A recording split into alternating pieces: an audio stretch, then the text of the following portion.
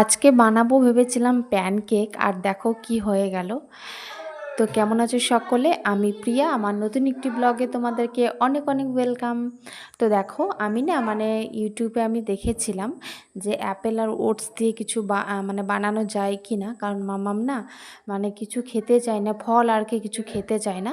তো সেখানে আমি দেখেছিলাম যে ওটস দিয়ে একটা প্যানকেকের মতো বানানো যায়।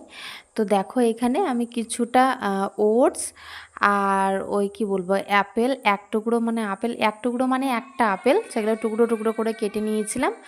আর কয়েক টুকরো বেদেনা এখানে দিয়ে দিচ্ছি, আর অল্প সামান্য একটু কি চিনি দিয়ে দিয়েছি। পর মিক্সিতে এগুলোকে ব্লেন্ড করে নিয়েছি। আর দেখো অল্প একটু সর্ষের তেল এখানে দিয়ে দিয়েছি।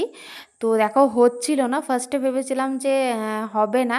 তো দেখো এই তিনটে না ভালো মতোভাবে হয়নি, ছেড়ে ছেড়ে যাচ্ছিল। তারপরে একটা বড় মতো আমি আর কি এই যে বানিয়ে নিয়েছিলাম।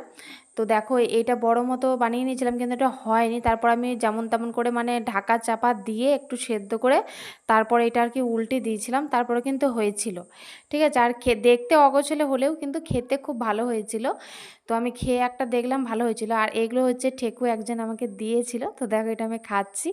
ঠিক আছে, আর এই যে দেখো এখানে মামাবের টিফিন প্যাক, টিফিনটা আমি প্যাক করে দিচ্ছি। তো এই টিফিনটা না দুই দিকে আছে, তো দেখো আর একদিকে ফাঁকা ছিল, তো আমি ভাবলাম যে কয়েকটা বেদেনা দিয়ে দিই। জানি ও খাবে না, কিন্তু তাও দিয়ে দিলাম। আর দেখো আমি এখানে খেয়েছিলাম টিফিনে এইগুলো।